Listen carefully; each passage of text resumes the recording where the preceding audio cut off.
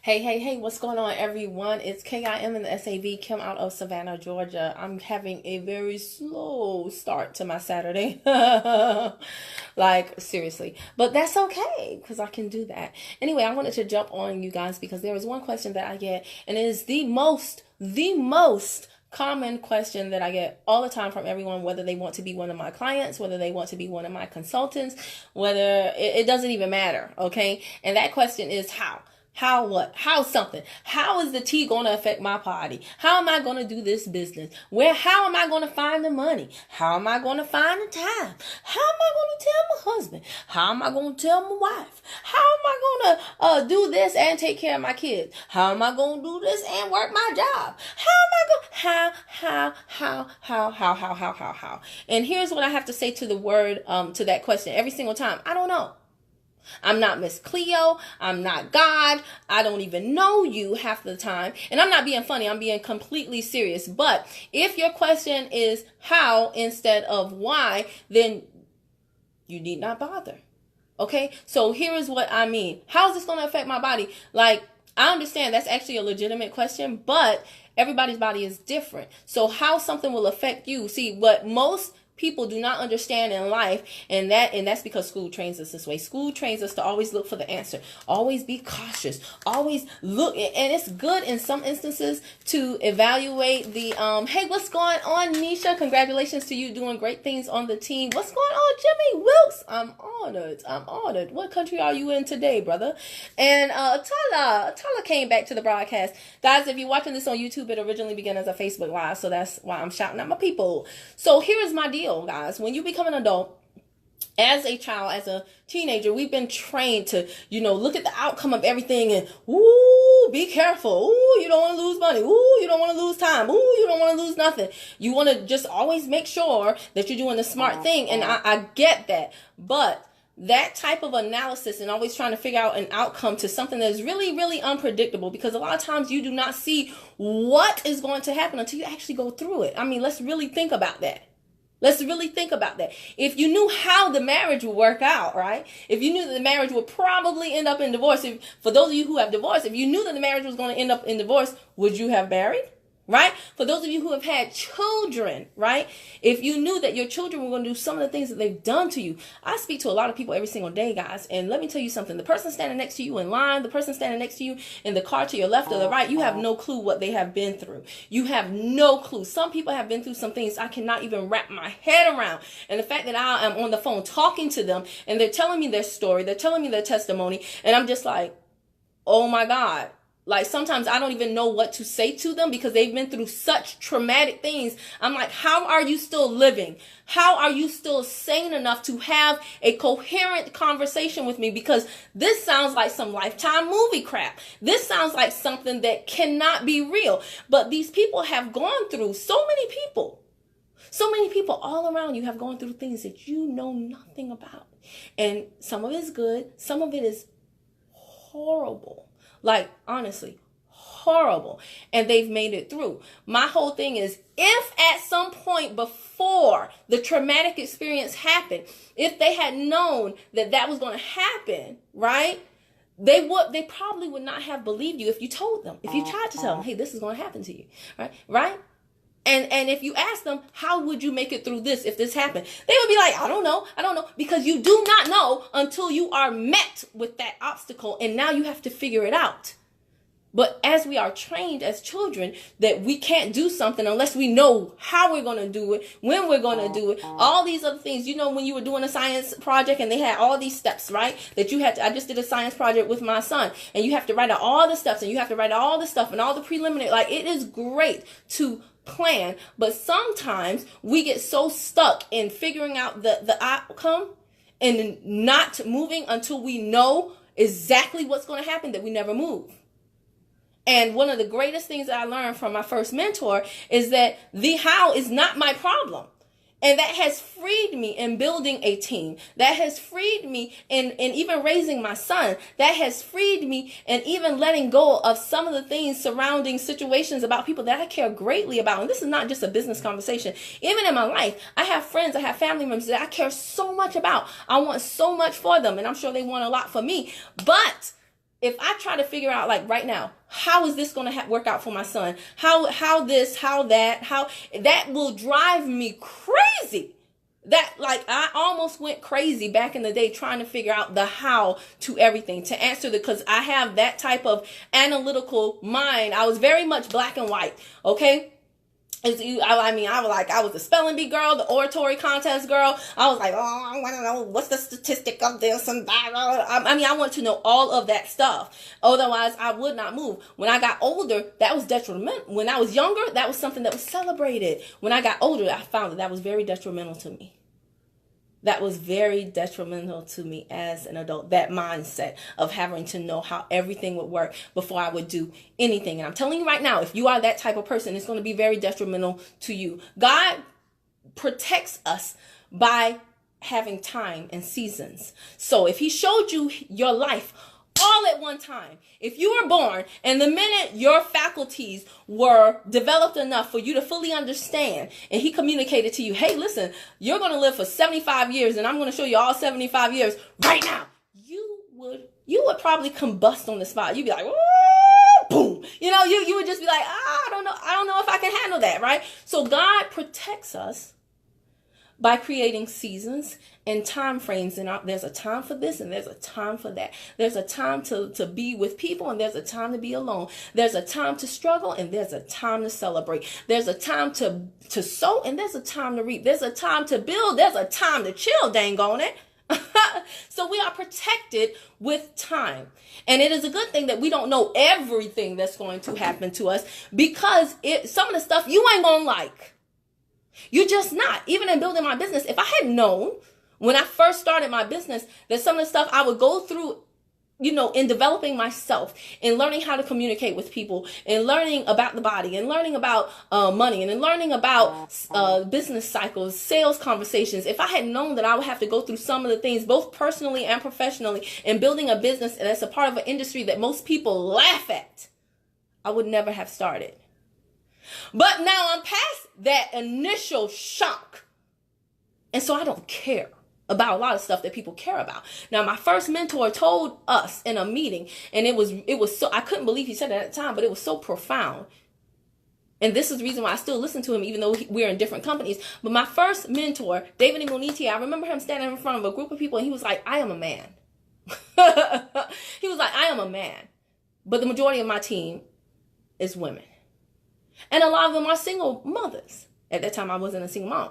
So he was like, a lot of them are single mothers. He said, now let me tell y'all something.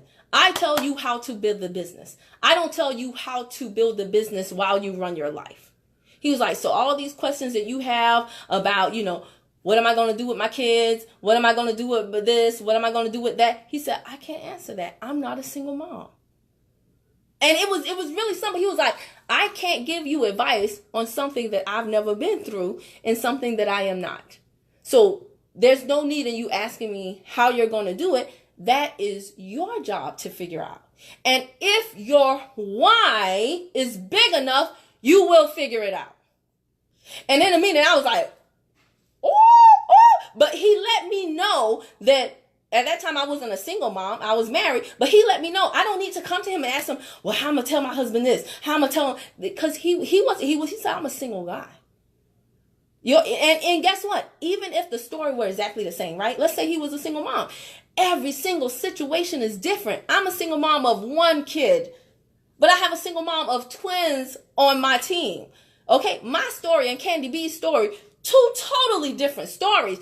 So I can't consult anyone on my team about their personal stuff. That's a part of their testimony, their story, their mess that will eventually become their message. That's not my job. My only job is to tell you how to build this business. My only job is to keep you from making the same mistakes that I made, because I made them for you. So why would you repeat my mistakes instead of learning from them? But the stuff that I haven't been through, I don't have a clue. So I can't tell you about that. That's for you to figure it out. And when you figure that out, now you become just a symbol to someone else who is in a similar situation, who thinks they can't get through it too. See, that's your battle. And let me tell y'all something. When I heard David Imonitie said that, like I said, I was like, dang, I can't believe he said that. But the more I thought about it, the more it made sense, and it freed me in building my business to learn to stay in my doggone lane. Right? So if you're a part of my team, you already know that there's certain things that you ask me, and I'll be like, I'm not going to waste mental energy, brain power, trying to figure out your problem. And I'm not going to ask you to do that, trying to figure out my problem. My problem is for me. Your problem is for you. And we all have problems for a reason. But the main reason why we go through everything we go through is just to develop us into the person that God created us to ultimately be. Not the person we first come out of, out of the womb as, right? That's just the clay. But all of us were designed with a master plan in mind. All of us were designed for greatness. All of us were designed to become the highest version of ourselves and to serve our sisters and brothers at the highest level. It takes some crap to get you there, right? You got to go through some stuff to get there, right? But everybody's story is different for a reason, because you are here for a certain group of people. I'm here for a totally different group of people. So my story is my story, your story is your story, and that's the way it is supposed to be. There are some things that I can help you with, maybe, and there are other things that I should have no parts of in your story. But if your why is strong enough, you will find a way. You will find a way. And it's not your mama, it's not your husband, it's not your wives, it's not your children, it's not your boss, it's not your uplines, it's nobody else's responsibility except for you to figure that out. That's a part of you, like tuning into the Holy Spirit within you, tuning into the creative side of you, tuning into the problem solving part of your whole entire being that you were given to learn how to fix situations. So if I try to solve everything for you, I take away your power. I take away your creativity. I take away all the things that God gave you for you to do that. And I now make you into some little feeble weakling that's just like, oh, every time I need to know how, I'll just ask her and she'll tell me, oh, yes. Yeah. No. We got to start adulting, adults. We got to start adulting. All right. And I always structure my message in a way. Yes, I'm sarcastic. Yes, that sometimes I can be condescending, but I really don't have time to even worry about people's feelings, because life is hard from the womb to the tomb. Okay. And it's like I said, I have some really real conversations with people who have gone through some really real things. And if you have not been met with a life-altering traumatic experience yet, then kudos to you so far. But eventually it's going to come. As long as you are living, you're going to go through challenges, okay? And when that happens, you need to go ahead and start developing now on a small scale. Those are, like I said, creativity, problem-solving skills. And you need to surrender the need to always know how something is going to work out, and just know what the Word of God says, which is that it's going to work out for your greater good. You don't have to see it right now. You just have to believe it. Whatever you believe, you will eventually see. And whatever you see, that's what you will believe. So if you don't believe me, then that just means you need to start reading the Word of God. Okay, and that'll tell you everything it is that you need to know about how things are going to work out. Because if you ask me, how is this gonna that, the only thing I can tell you is it'll work out.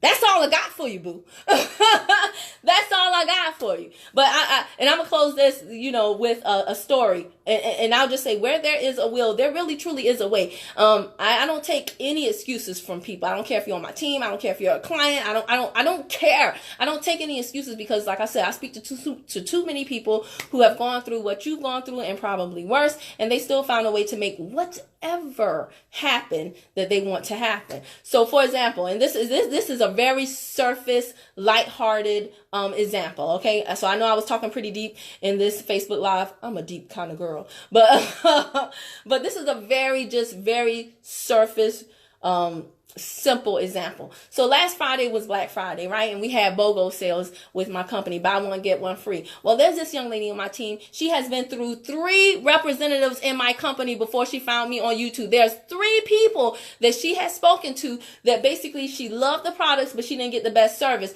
Now, when she came to me, she said, hey, listen, I'm familiar with the products. I've already had some success, but not to the extent. I think I could go higher. I think I could do better with the products if I had the proper support.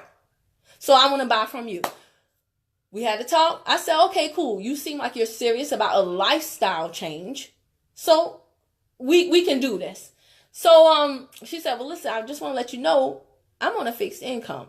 Now, I don't need a warning or a disclaimer, y'all. When I started, I was unemployed. I was on a 0 income. So a fixed income doesn't scare me. Why? Because I have other people that are a part of the BetterBodyCrew. Clients of mine that are on a fixed income too. But it's not about a fixed income. It's about a fixed mindset. Okay? I don't care about your income. I care about your mindset, because if you have the proper mindset, you'll make anything happen, even on your fixed income. So she said, I'm on a fixed income. I was like, I don't care about that. If you want it, you'll get it. And I pass on deals to my clients so that basically they can always maximize their dollar. So long story short, last Friday came. Boy, it was popping in my company. Ooh, money was just flowing all over the place. Cash apps are flying. People coming to my Square store. I was like, yes. And so everything was like on BOGO pretty much. And she was like, oh my gosh, I'm sitting here crying because she gets her check at the first of the month. Well, last week was not the first of the month. So she was like, everybody's ordering stuff, and this would be a great time for me to place an order. I was going to do it next week. And I'm just like, girl, it'll work out. Didn't I tell you that's the extent of my, Ayana Vanzant-ish. My Ayana Vanzant-ness. It'll work out, girl. And so, basically, I'm going to go ahead and cut to the chase. In the 9th hour, like to the last minute, y'all, the sale was extended an additional hour. Homegirl contacts me at the last minute and is like, hey, I got my money to get my BOGO. Let's go. So I'm like, okay, let's go. Later on, after I rang up, she said, I called a friend's mother of mine and asked her to borrow the money. Okay, now is that a big deal? No, it's really not that big of a deal. Here is my point, though. She didn't let the fact that she got a check next week. She was going to buy the product next week anyway. So in her mind, she's like, okay, if I was going to get this product next week, but this week I can get 2 for the price of exactly what I'm going to pay next week, let me call my friends. And this is a grown woman, okay? This is not a child. This is a grown. Do you understand? She had to put her pride aside and call her friend's mother and say, hey, can I borrow $70? I think it was. And her friend's mother said, yeah. Sent her the money. Hey, Jeanette said, I know that's right. I know that's right, too. When she told me that later, I was like, kudos to you, chick.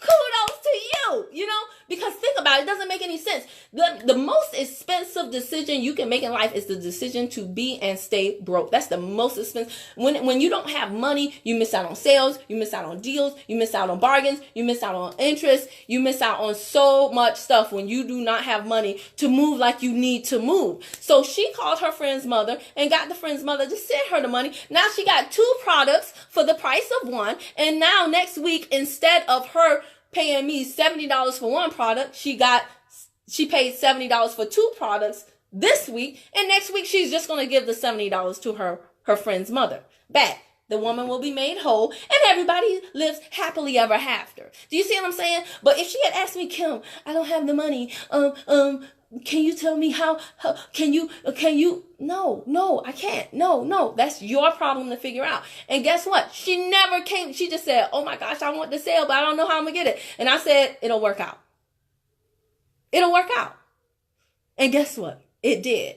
So again, if you want to ask me, I don't know how I can get in the business when I'm already living paycheck to paycheck. Well, shoot, if you don't know, I don't know either.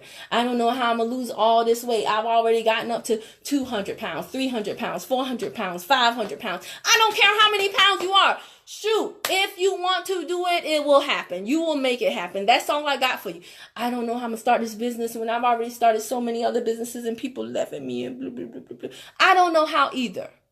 I don't know what I'm going to do with my kids when I'm supposed to do this, and how am I going to contact my I don't know how either. But that's for you to figure out. If you want it bad enough, you will find a way. And I'm so happy and thankful and grateful that I had the mentor that I did initially when I came in this profession, because he gave me the mindset to let me know that the how is not nearly as important as the why. And for me, the why was time freedom. The why was just a sense of independence. I hated every single time I got laid off. I remember one of the times I got laid off and I was driving home and my stomach literally was like turning. Not from detoxing, but my stomach was turning and churning because I was crying on the highway. I was crying on the highway in Atlanta, and thank God I had enough time. The traffic is so horrible. I had enough time to cry multiple times. But I was crying so hard because I was like, how am I going to tell, at that time I was married, how am I going to tell my husband, yet again, I've been laid off?